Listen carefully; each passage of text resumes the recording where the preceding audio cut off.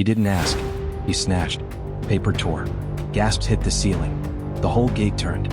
At gate 47, Hamilton International, a black woman stood with her passport and a boarding pass she'd printed because paper felt like proof. Come. Straight-backed. Composed the way some people are born and some people earn. The officer bulldozed through the line. No introduction. No question. Just a hand like a verdict. What's this? Your ticket, she said. Rip. That sound. It sliced the morning. It made shoulders flinch and eyes widen and a child grab her mother's leg. It made the teenager on the wall pull his phone up like a reflex. Fake ticket, the officer barked. Fake identity. Hands behind your back. His voice carried over the announcement about a delayed flight, over the rolling suitcases, over the dull clink of coffee cups. He wanted it to carry. He wanted the room to know he'd found someone to crush. He shoved her against the counter. Art. Enough to make the gate agent step back and the man in the blazer whisper, "What is he doing?" to no one who could help. Let me show you what humiliation looks like up close. It's a black woman pressing her palms flat to a laminate counter while a stranger makes a spectacle of her wrists. It's a room going silent the way rooms do when violence slides across the tile. It's the slow, surging burn of 20 phones rising, lenses aimed, mouths open, hearts catching in throats. It's the words he added because some people need to remind you you're not supposed to belong. People like you, he said. Always trying something. Her name was Dr. Camille Darden. She was 42. She had learned to breathe through moments like this when she was 12, and 20, and 35. Little humiliations. Big ones. She had learned every shade of it and how to meet it with something he didn't expect. Dignity. Quiet. Unshakable. The kind you can't rip. She turned her face toward him. Not up. Not down. Direct. "Officer," she said, "you're making a mistake." He rolled his eyes. He made sure others saw him roll them. He fed the theater. "Save it." A woman in a floral dress spoke up. "She didn't do anything." "Ma'am," he snapped without looking. "Step back before you get charged too." The cuffs were cold. They clicked around Camille's wrists with that efficient finality you don't forget. The officer, his name tag read Halston, dragged her forward by the chain. He wanted the chain. He wanted the symbol of it. He wanted to see her follow because he told her to. "Let's go," he said. "Holding cell. You can explain your lies there." She walked. No struggle. No pleading. Just a steadiness that made him angrier. He mistook calm for weakness.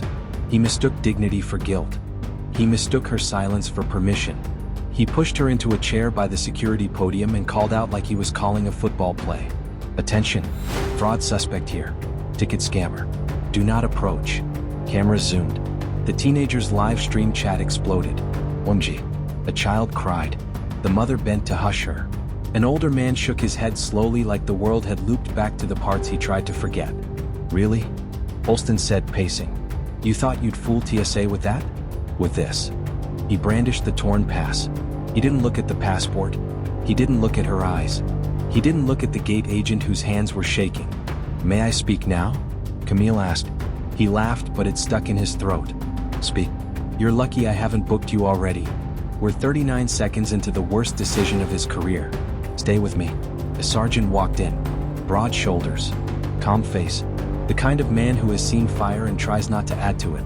Sergeant Leo Franklin. His eyes took in the room in a sweep. The phones. The child. The cuffs. The officer's posture. The woman's stillness. His jaw tightened. "What's the situation?" he asked. Halston puffed up. He liked an audience and a boss. "Caught her with a fake ticket and a suspicious ID," he said. "Trying to board under a false name." Leo turned to Camille. He lowered his voice half a notch. "Ma'am, is there anything you'd like to say?" "Yes," she said.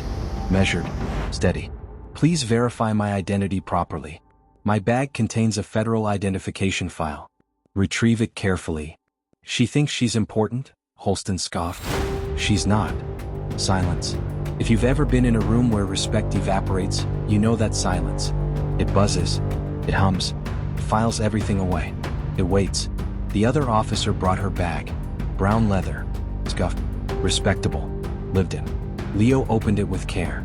He found the thin sealed folder with the gold federal emblem. He broke the seal. He read the ID the way a man reads something that can change the temperature of a room. His breath hitched. His stance changed. He lifted his eyes.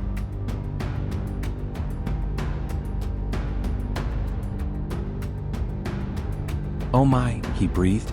And then louder, clean and clear, "Your Honor, please forgive us." Halston's head snapped.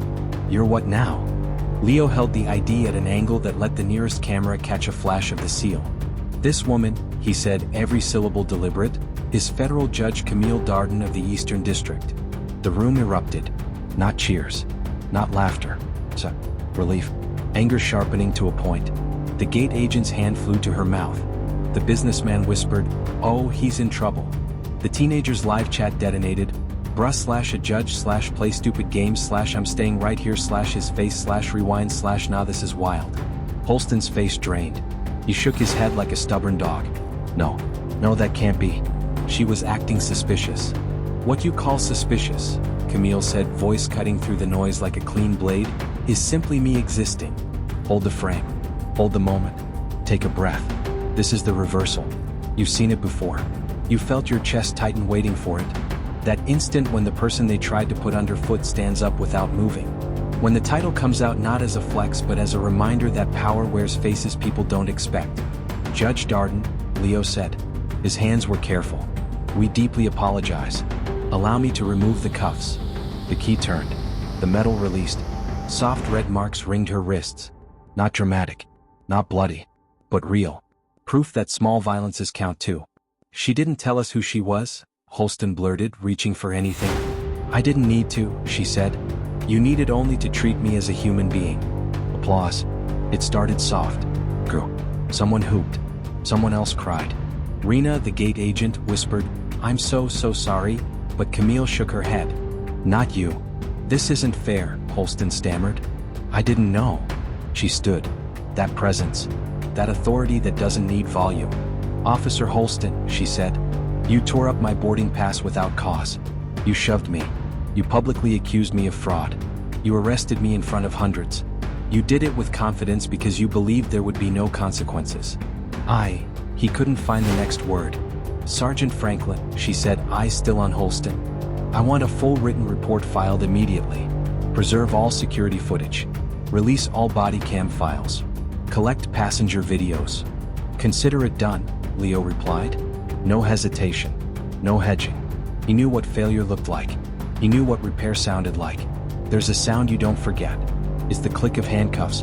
It's also the sound of them closing on the wrong person for the right reasons. 2 senior officers stepped in. They relieved Halston of his weapon, his radio. They turned him gently. He didn't fight. The room watched him in that quiet way people watch a life change. Poetic justice, not revenge. It's symmetry. It's a mirror. It's accountability catching up. They led him away. The same chain. The same clicks. The same tile. Phones recorded. Eyes followed. Children saw. "Don't tell me it doesn't matter that children saw." "Judge Darden," Leo said. "Do you need an escort? Contact information?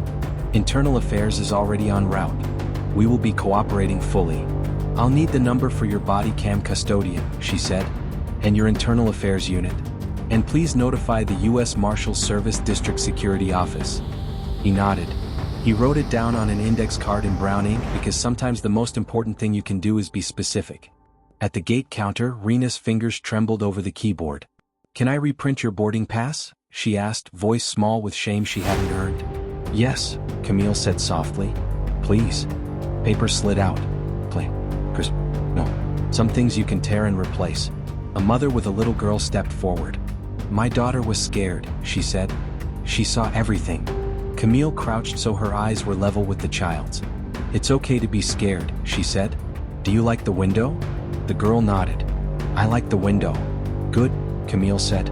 "Always ask for the window. It helps to see where you're going." The teenage streamer hovered, a little embarrassed now that the adrenaline had drained. "I didn't ask you," he said. "I just went live. I'm sorry if..." "You're helping," she told him.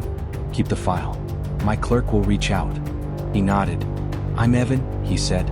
"I'll send the raw. No edits." "Thank you, Evan." Security offered to walk her. She declined. She walked herself. She boarded. 2A, she took the window. On the runway, the plane tilted into the sky. Her phone hummed. Her clerk's voice came quick, tight. "Judge, are you okay?" "I saw. Everyone saw." "I'm okay, Mia," she said. "Preservation letters. Internal Affairs. Chief Judge Dwyer. We'll speak when I land. Yes, Judge. And drink some water, she added. You're holding your breath. Mia laughed a little. I am. On the ground, the video raged across a city that had been pretending it was farther along than it was. Within an hour, 40,000 views. By landing, 500,000. By dinner, a national anchor saying under color of law, like she'd been waiting to use that phrasing all week. At Hamilton, Sergeant Leo sat under fluorescent lights and wrote his report one line at a time. Time stamps, names, movements, words. He did not blur. He did not shrug. He did not say maybe. He wrote, Officer Halston rolled his eyes and said, people like you. He wrote, Judge Darden remained calm. He wrote, phone cameras recording. He wrote, I apologized. Internal Affairs pulled body cam footage. It was all there.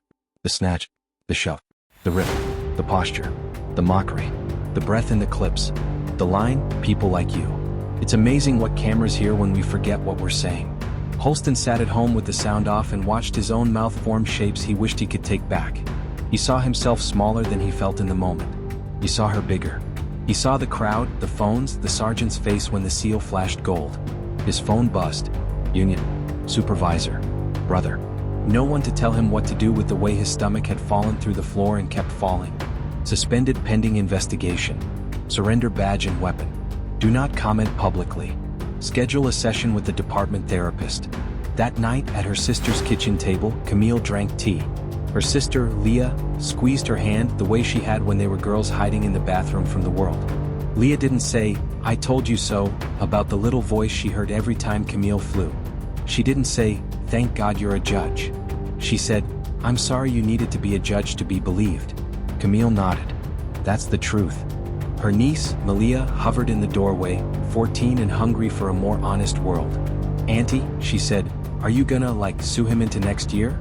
I'm going to require the system to do what it says it does, Camille answered.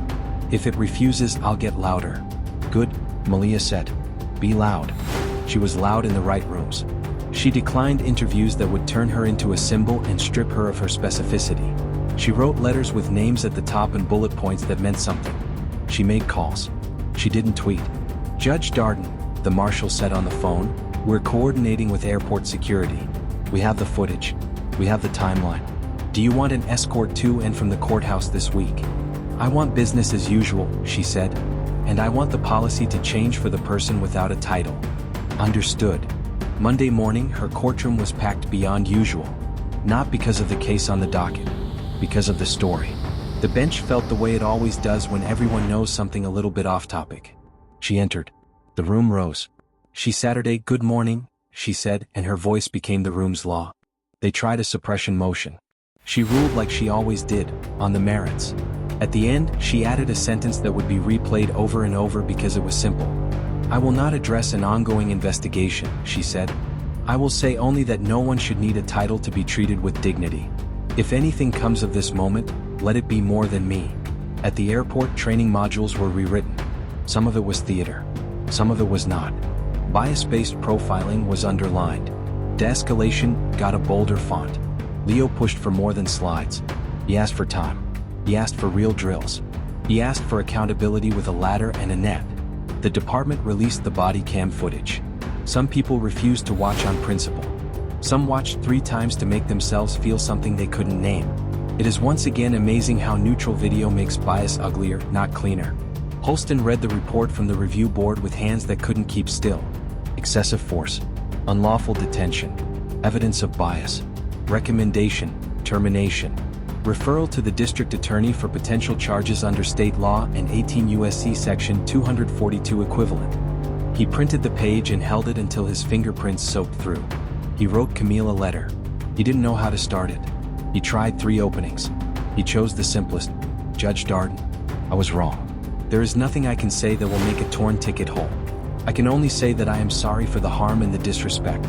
I'm not asking for anything. I just need you to know that I am not the man I was in that video anymore. That man was there. That man made choices.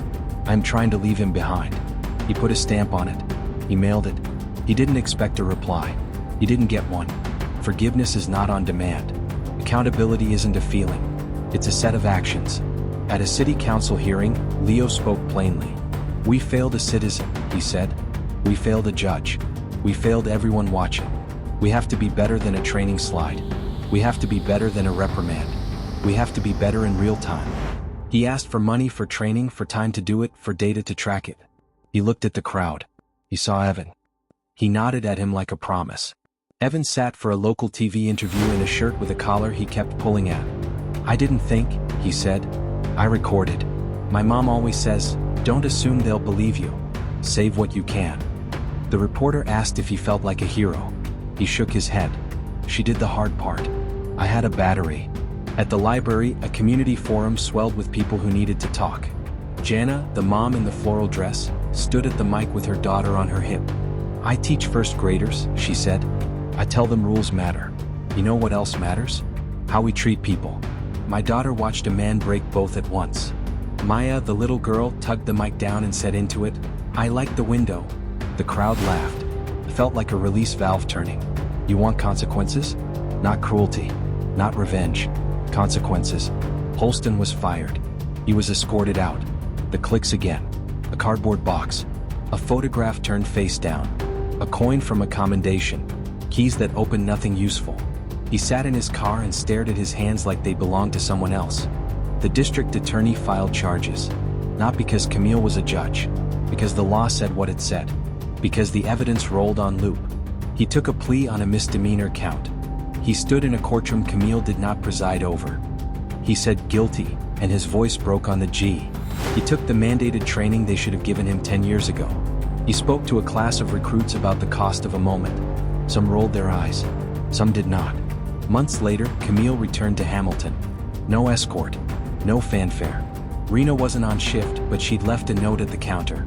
A little drawing of the sun pouring onto the gate seats. A line in blue ink, "We're trying to be better." Camille smiled and tucked the note into her wallet. She still had the reprinted boarding pass in a folder at home. Unmarked. She also had the torn one, saved from a trash bin by a janitor who said, "This feels like a thing that matters." Both mattered. Both told the story.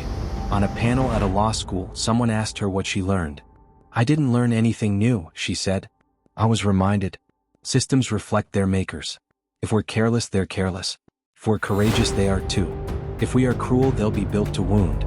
If we insist on dignity, they'll start to bend that way." She paused. "And always ask for the window," she added.